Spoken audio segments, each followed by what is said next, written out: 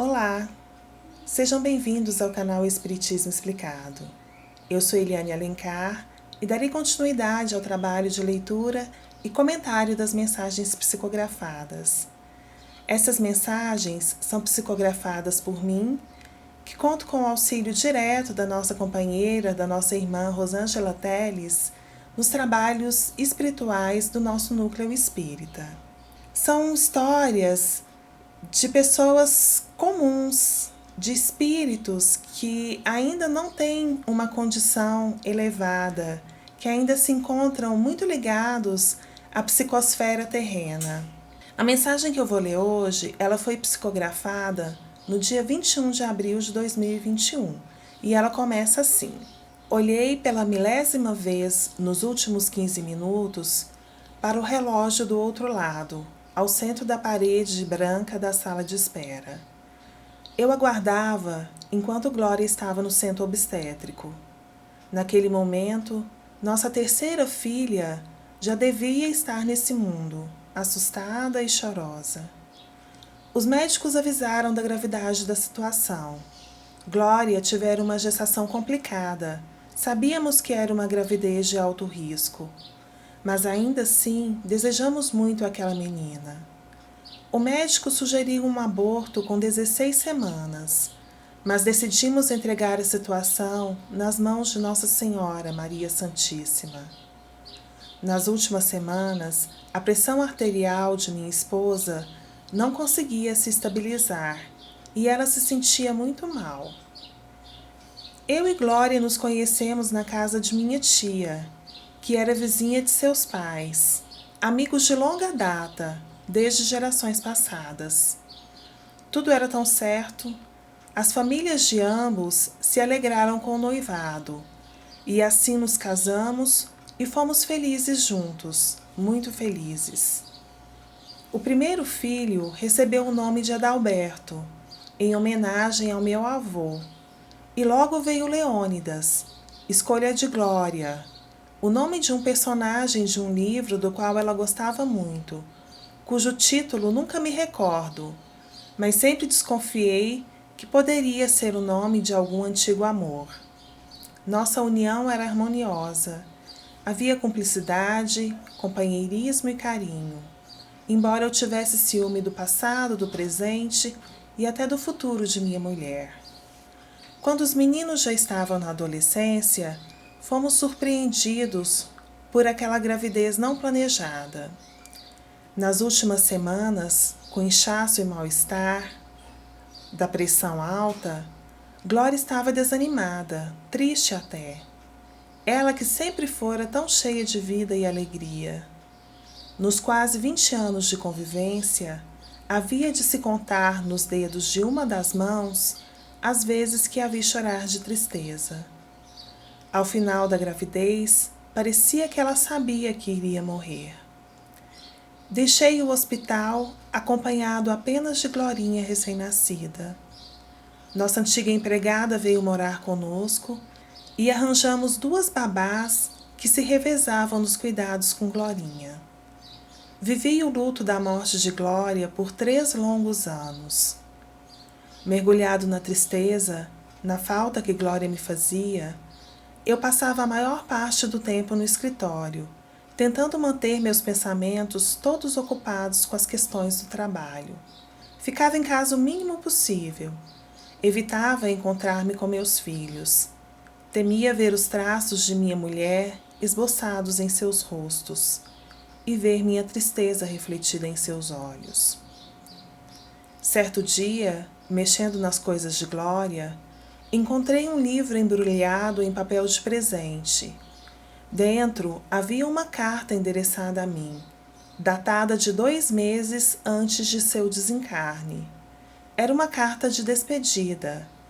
Ela já sabia que iria nos deixar. Na carta, Glória me pedia que eu não deixasse que nossa temporária separação enterrasse os muitos anos de felicidade que tivéramos. Tranquei-me no escritório com a carta nas mãos e desaguei o choro contido, que acumulava tristeza, desamparo e revolta. E conversei com Glória, questionando os motivos dela ter me deixado. Os filhos e a governanta bateram à porta preocupados, sem entender o que acontecia. Ordenei que me deixassem em paz e apenas continuei chorando e falando com minha amada. Reclamei-lhe da dor, da ausência, da minha solidão, da falta de sentido em continuar sem ela. Depois de muitas horas, caí exausto no sofá, a carta de Glória ainda nas mãos, e dormi. Então ela veio até mim, cheia de ternura, em um sonho muito real. Disse-me que não tinha partido, ainda estava ali, porque eu não cumprira a minha promessa, minha parte do acordo, e não cuidei de nossa filha. Lembrei-me de quando ela descobriu que estava grávida e, já pressentindo o futuro, não distante, me fez prometer cuidar da criança sob quaisquer circunstâncias. E em sonho, Glória contemplou-me longamente com sua calma profunda e seu sorriso franco. Depois se aconchegou em meus braços e eu me senti mais leve e confortado. Acordei com os meninos e a governanta à minha frente. O mais velho tomava meu pulso, verificando se eu ainda estava vivo. Glorinha aproximou-se. Um tanto receosa, sentou-se sobre meus joelhos, me abraçou e me disse que estava com saudades. Eu retribuí o abraço e lhe disse que eu também estava com saudades. Nesse instante, eu enxerguei minha filha e era a primeira vez que o fazia de fato. Me despedi saudoso e triste de Glória e acolhi nossa filha. Meu coração, que se comportara como de um animal ferido, agora abria-se para receber aquele amor puro e inocente. E assim voltei para minha casa, o lar de onde estive ausente, enquanto egoístamente vivi o luto por Glória. O tempo sempre cura nossas feridas, e aos poucos consegui me reequilibrar e recuperei a vontade de viver. Os mais velhos tornaram-se adultos e formaram suas próprias famílias. Fiquei doente nos meus últimos dias. Glorinha cuidou de mim amorosamente até o fim. E quando fechei os olhos, sabendo que não mais os abriria neste mundo, minha filha estava ali, segurando a minha mão. E Glória, minha amada, veio me buscar. E seguimos juntos, a fim de continuarmos nossas histórias. Pelo Espírito, Jair.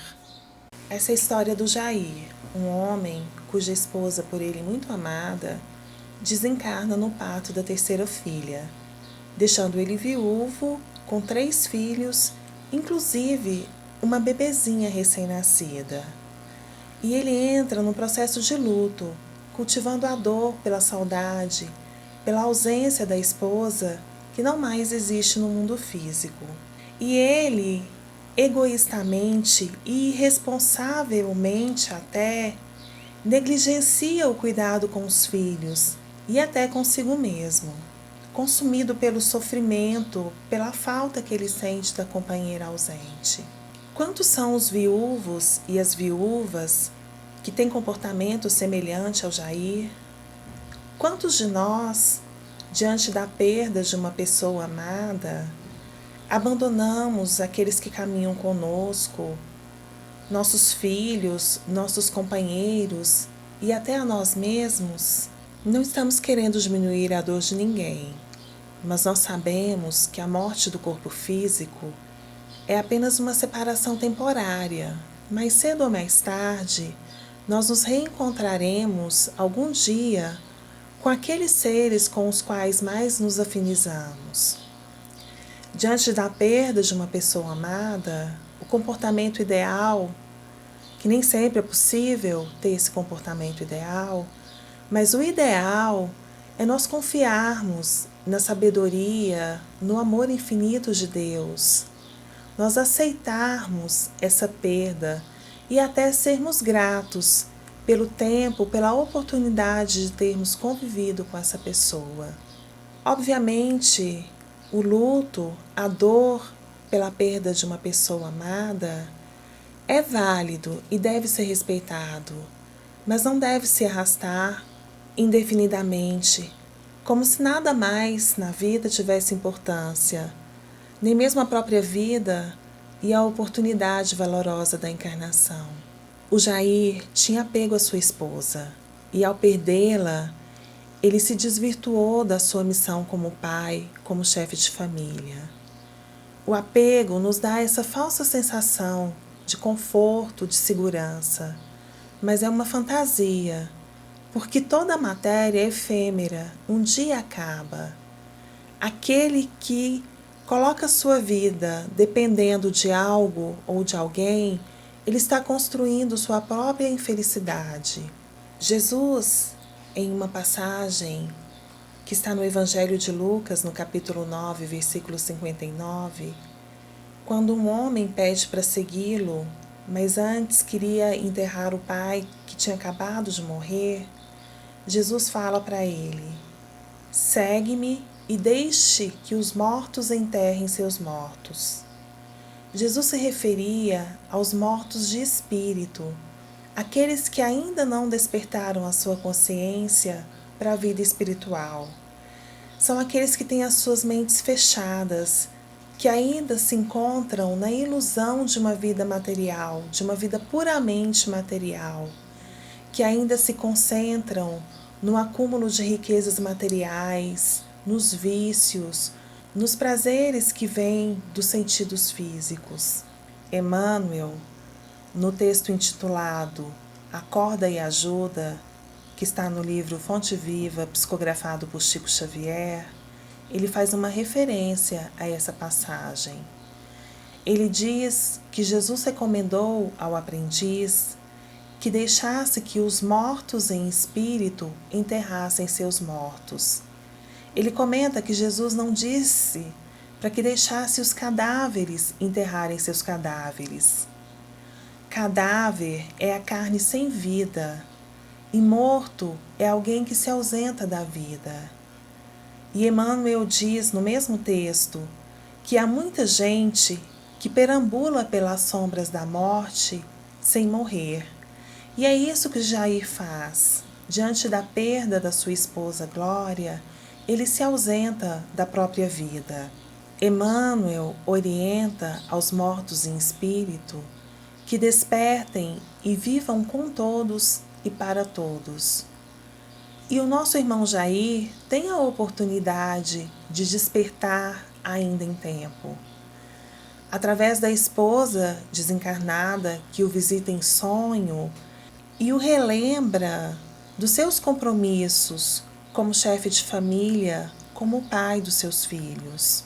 E a partir desse despertamento, ele cria laços, ele constrói laços de afinidade com a filha que ele tinha abandonado. E é justamente essa filha que vai ser a companheira dele, que vai ficar com ele até o fim da sua encarnação. Eu digo muito que a divina providência não desampara nunca. E isso é notório em todas as histórias. Todos os relatos dos nossos irmãos que nos contam suas trajetórias através dessas histórias psicografadas evidenciam essa ação divina na vida de todas as criaturas. E nós, espíritos encarnados, assim como os desencarnados, somos os agentes dessa ação. Glória provavelmente desencarnou em uma condição espiritual favorável, e assim ela pôde interceder pelos seus filhos e pelo seu marido. Ela pôde retornar e ajudar Jair a retomar a sua vida, reassumindo o seu papel de pai, de chefe de família. E assim ele se reaproxima dos filhos que ele tinha abandonado afetivamente. E ao final de sua trajetória, após findada sua missão, ele desencarna e pôde então reencontrar sua esposa Glória. Muito bem, meus amigos. Muito obrigada por nos assistirem. Se você gostou desse vídeo, Deixe o seu like e compartilhe com os amigos. Se você ainda não está inscrito no canal Espiritismo Explicado, se inscreva e ajude o nosso canal a crescer. Para ter mais acesso a história como esta, acesse a playlist Análise de uma Psicografia no nosso canal. Fiquem com Deus e até o próximo vídeo.